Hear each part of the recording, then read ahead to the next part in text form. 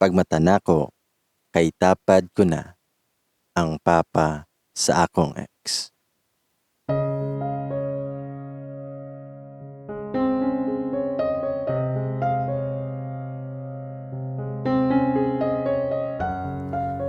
Hi bye, ug sa tanang mga naminaw karon.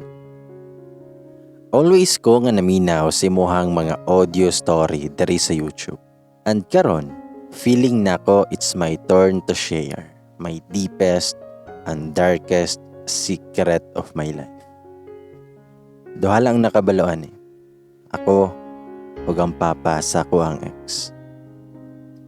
And now makabalo na ang mga makadungog sa kong story. And please bye, salig kay ko nimo na i-hide nimo akong identity. Kay di man ka mosugot na dami account akong gamiton. Just call me Eliza. 29 nako karon. 4 years ago na ako'y uyab. 3 years na miato niya that time. Just call him Jake. Kay dugay na pud mi, daghan na mi nga mga nagian from bad to good, happy and sad na mga memories. Nagkadugay, mas love na nako siya. I want him na talaga to be with me until my last breath. Pero si Jake, nagkadugay mi, daghan na pod ang nausab sa iya. Makita og ma-feel na nako nga dili na ko niya love, ay gaingon naman pod siya nga gusto na niya nga makigbulag sa kuha. Pero dili ko, kaya ang hunahuna nako, basin another trial lang ni sa mo ang relasyon. I will fight and hold sa among relasyon. Mustay ko hangtod ma-okay ming duha. Mustay ko hangtod mabalik gihang love para sa kuha.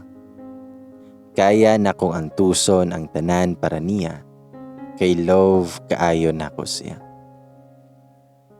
Months na pod ming walay klaro. Sa kuha, uyab pa mi. Pero para niya, bulag na daw mi. Ginasin lang niya tanang chats nako. Gina-ignore lang niya ang mga tawag nako. Dili na siya gusto makikita o makikistorya nako. Pero sige gihapon kog pakiloy niya.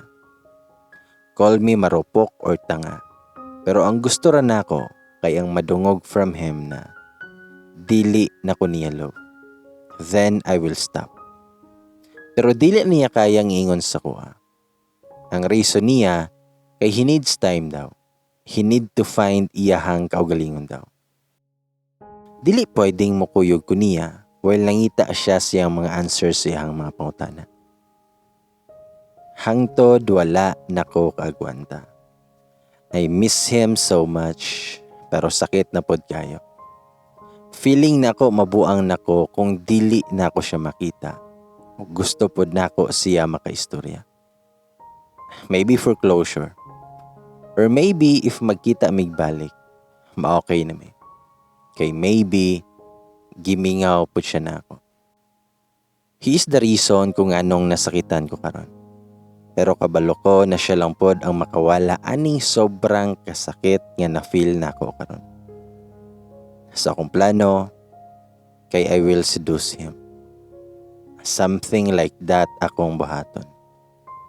Well, nag-shower ko, sigug tanaw sa amin kung unsa na hairstyle or lami na attire akong suoton. Dayon, padulong nako sila ha. Ang naasa kong nahuna, kay this is the moment na. I will choose kung mo stay pa ba or mo let go and give up na niya. Depende sa mahitabo inikita na mong duha. Ang akong attire kay naka-white dress na body fit na ako. Naka-thong, then wala na ako nag-bra. Then syempre, perfume. I can say nagwapa og lami kay kwato na time. Wala akong nag-chat or nagpebalo niya na muadto ko sila ha, para surprise.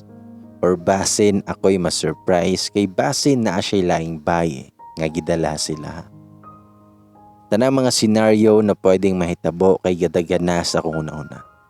Hangtod, naabot na ko sila ha. Itanaw na ko kung kaugalingon. Nanamin ko sa akong phone. Then may ganhawag lalo.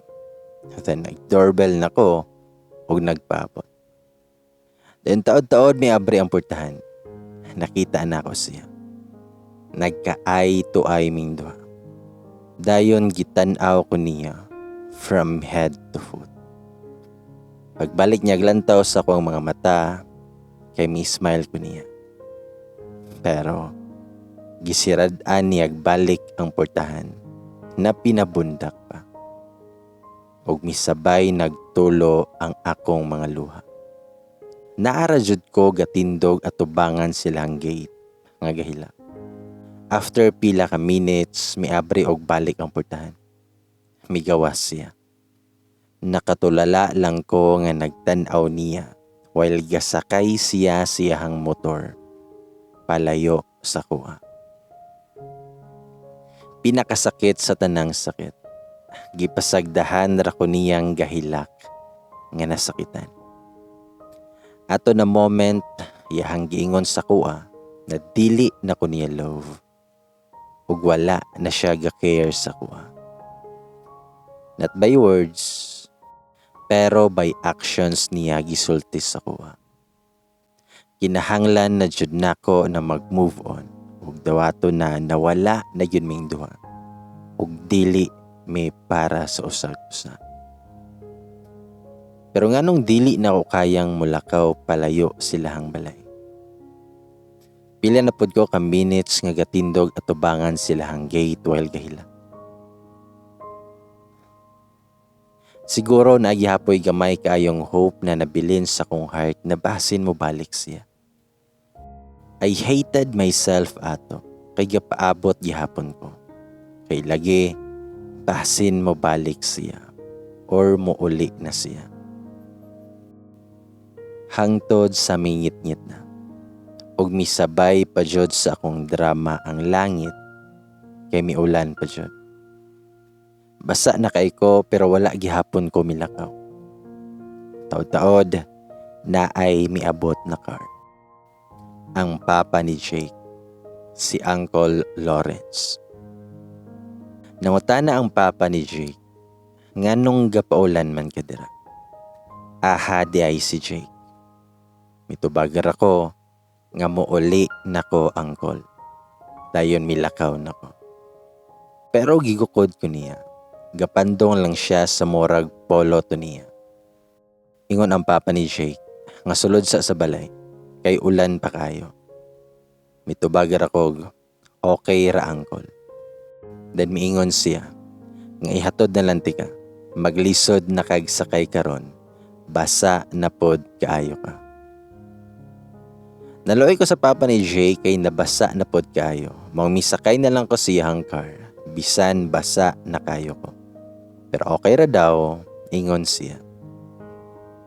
While nag-drive na ang papa ni Jake, mingon ko, dili ko gusto muli sa kong apartment uncle. Ihonong lang ko bisan asa, kanang naako'y masakyan. Mita na lang siya sa kuha, dayon nagpadayon sa pag-drive. Well ako, kay sige ra kog hila. Dili ko gusto mo uli kay daghan kaayo mig memories ni Jake dito. Mosamot lang ang kasakit. Ug sa dihang na-shock na lang ko, kaysa in man mi misulod. Pag naog na ko siyang car, kay naana dayon ang portahan sa kwarto. Mingon si Uncle Lawrence na, dari daw ko niya gidala, kay lisod pod ko no kung biyaan ra ko niya sa kilid sa kalsada. Pero wala ra jud ko itingog-tingog. Pag human niya gistorya, mauli nang taas siya. Pero gihag nako siya galit. Ako siyang giingnan, na dari sa ka-uncle, dili ko gustong mag-inusara.